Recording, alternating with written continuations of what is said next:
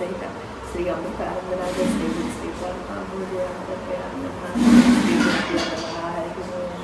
అందరికీ నమస్కారం. శ్రీ గురుభ్యో నమః.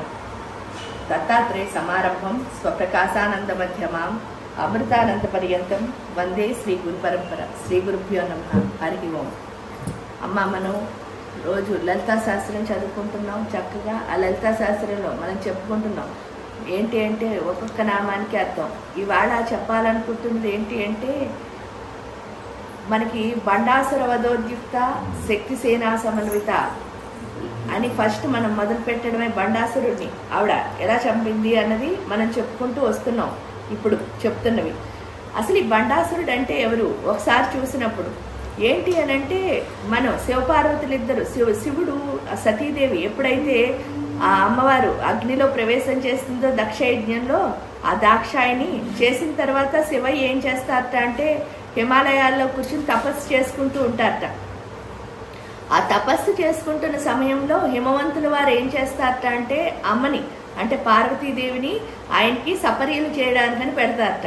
ఎందుకు అని అంటే వీళ్ళిద్దరికీ కనుక కళ్యాణం అయితే లోక కళ్యాణం ఏమిటి అంటే తారకాసుర వధ, సుబ్రహ్మణ్య స్వామి పుట్టి తారకాసుర వధ అవుతుంది అన్నది ముఖ్య ఉద్దేశం. దాంతో సపర్యలకని పెడతారు దేవతలందరూ చెప్పగా. తీరా సపర్యలకు పెట్టినా సరే స్వామి ఏంటి అంటే అసలు కళ్ళు తెరవరు. చక్కగా ఆయన ధ్యానంలో, ఎందుకు అంటే అదే చిదానందం. అందుకే దాన్ని ఏమంటారు అని అంటే మీరు చూస్తే అది అసలు అంతకంటే గొప్ప జ్ఞానాన్ని ఇంకెక్కడా చూడం. అలాంటి జ్ఞానం ఎప్పుడు చెలించదు కదా.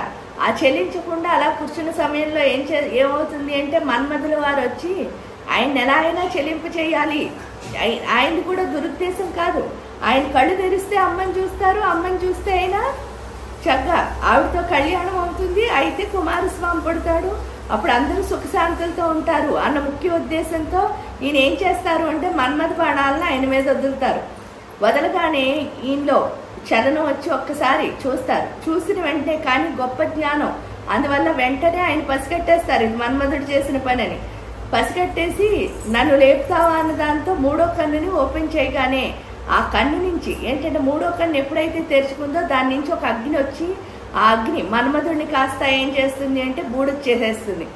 ఎప్పుడైతే మన్మధుడు మొత్తం బూడిదైపోయాడో ఆ బూడిదైపోయిన మన్మధుడు ఆ బూడిదలో ఏం చేస్తాడట అంటే గణపతి వచ్చి ఆడుకుంటూ ఉంటాడట. ఇక్కడ చూడండి అసలు గణపతి వచ్చి ఎప్పుడు ఆడుకుంటూ ఉంటున్నాడో ఆడుకుంటున్న సమయంలో అందులోంచి తమోగుణ రూపంలో ఎవరు పుడతారు అని అంటే ఈ యొక్క బండాసురుడు అన్నవాడు పుడతాడు. అక్కడ ఇండికేషన్ ఏంటి అంటే గణపతి ఆడుకోవడం అంటే అర్థం ఏమిటో చూడండి. గణపతి ఏం చేస్తున్నాడు, మనలో ఏదైతే చంచలత్వం ఉందో దాన్ని నిశ్చలత్వం కింద మారుస్తున్నాడు. మనలో ఏదైతే అహంకారం ఉందో దాన్ని తీసేసి మనకి జ్ఞానాన్ని ఇస్తున్నాడు. అంటే మనలో ఏదైతే మందబుద్ధి ఉందో దాన్ని సూక్ష్మ బుద్ధి కింద ఇస్తున్నాడు. చూడండి పూర్తిగా దీనికి రివర్స్ బండాసురుడు.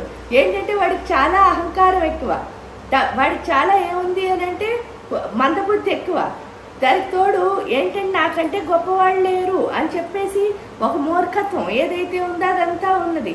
వాటన్నిటి అంటే ఏంటి అంటే ఇక్కడ గణపతిని ఆయన్ని అక్కడ చూపించడానికి కారణం ఏమిటి అంటే అలా గణపతి యొక్క శక్తులన్నీ ఆయనకి కావాలి. ఎందుకంటే ఇక్కడ సూక్ష్మ బుద్ధి, అక్కడ మందబుద్ధి. ఈ దేవతా శక్తి అందులోకి రావాలి అంటే తప్పకుండా మనకి ఏం కావాలి, ఉపాసన కావాలి. ఇప్పుడు నార్మల్గా ఏంటి అంటే మనందరం మందబుద్ధులమై అంటే రాక్షసత్వం మనలో ఉన్న చిన్న చిన్న రాక్షసులు ఏవైతే ఉన్నాయో అంటే చపల చిత్తాలే రాక్షసులు. అంటే ఆ చపల చిత్తాలు ఏవైతే ఉన్నాయో అవేంటి అంటే మనలో మందబుద్ధిని ప్రవేశపెడతాయి. ఈ మందబుద్ధి ఉంటే ఏమవుతుందండి అంటే అబ్జర్వేటరీ స్కిల్స్ అన్న వాటిని మనం కోల్పోతాం. కోల్పోయి ఏమిటి అంటే మనకు కనిపించింది. దానికి ఎగ్జాంపుల్గా ఒక చిన్న కథ చెప్తాను, మీకు పూర్తిగా అర్థమైపోతుంది. ఒక గురువు గారు ఉన్నారట, అంటే ఒక ఉపాసకుడు పెద్ద గురువు గారు ఉన్నారు. ఆ గురువు గారు ఉండేసరికి ఆయన దగ్గరికి 3 మంది శిష్యులు రోజు వెళ్తూ ఉంటారు. పాపం వాళ్ళ కష్టాలు చెప్తూ ఉంటారు. గురువు గారు ఏదో ఒకటి చెప్తూ ఉంటారు, ఒక్కొక్కసారి చెప్పరు. ఇలా జరుగుతూ ఉన్న రోజున ఒక రోజు ఏమైంది అంటే మొత్తం హాల్ అంతా శిష్యులే ఉన్నారట. శిష్యులే ఉంటే ఒక ఆవిడ వచ్చి బోర్ని ఏడుస్తూ ఆవిడ కష్టాలన్నీ చెప్తూ ఉంటే సడన్ గా గురువు గారు ఏం చేశారు అంటే ఆవిడకి ఏమి ఆన్సర్ చెప్పలేట. చెప్పకుండా ఆయన లేచి వెళ్ళిపోయారట. లేచి వెళ్ళిపోయేసరికి మిగతా ఉన్న అక్కడ 100 మంది ఉన్నారో 200 మంది ఉన్నారో 1000 మంది ఉన్నారో వాళ్ళందరికీ చాలా కోపం వచ్చింది. ఈవిడ బాధేస్తోంది, వాళ్ళకి కోపం వచ్చిందిట.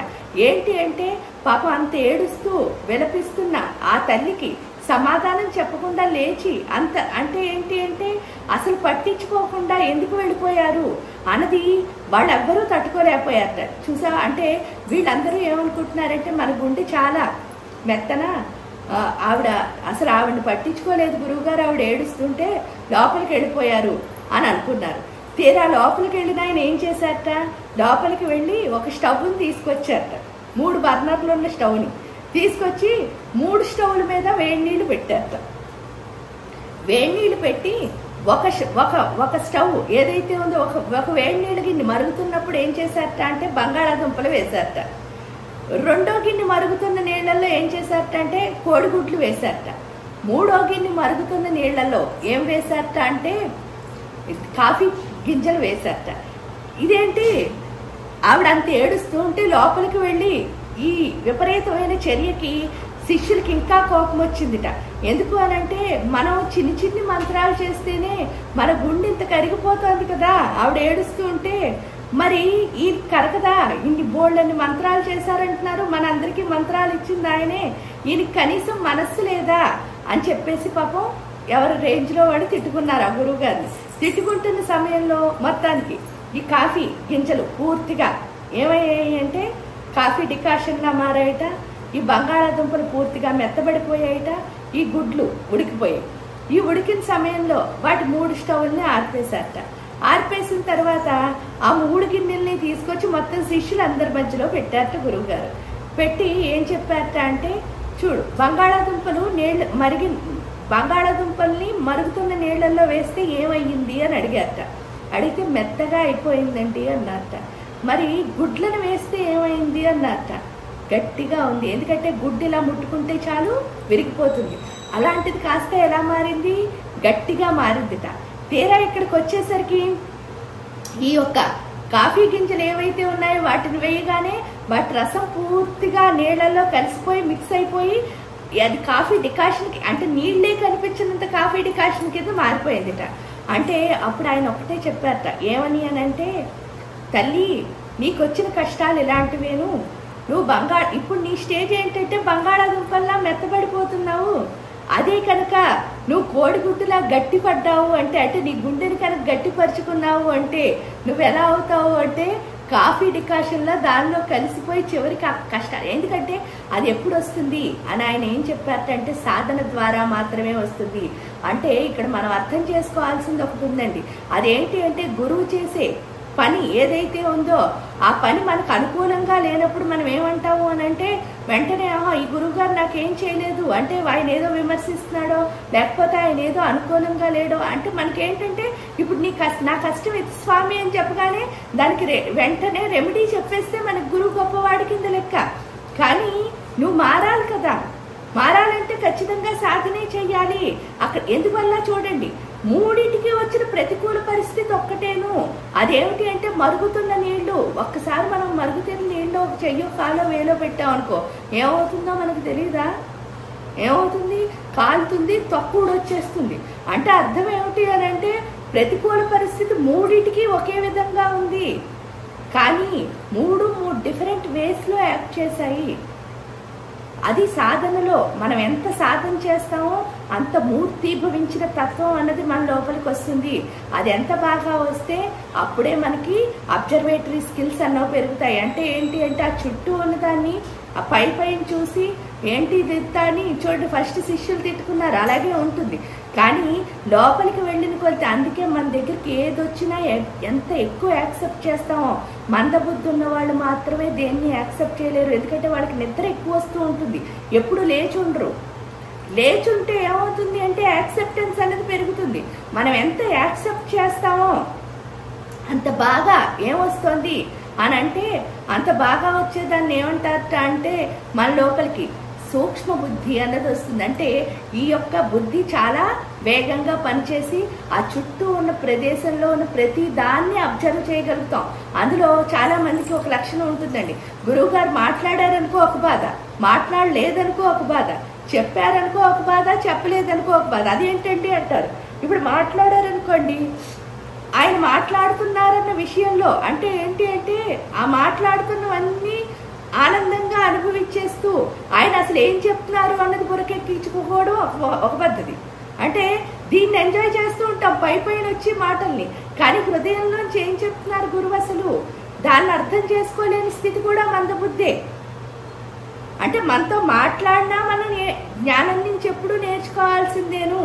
రెండోది, గురువు మాట్లాడలేదనుకో అప్పుడు ఇంకా ఈజీగా నేర్చుకోవచ్చు. ఎందుకంటే మాట్లాడుతుంటే ఏమవుతుంది, మొత్తం అంతా దృష్టి వాళ్ళ మాటల మీదే ఉంటుంది. అప్పుడు దీన్ని ఆ మైండ్తో కలుపుకోవడం కొంచెం కష్టం అవుతుంది. కానీ అసలు ఏం మాట్లాడకుండా కామ్గా కూర్చుంటే ఇంకా నేర్చుకోవాల్సింది బాగా వస్తుంది.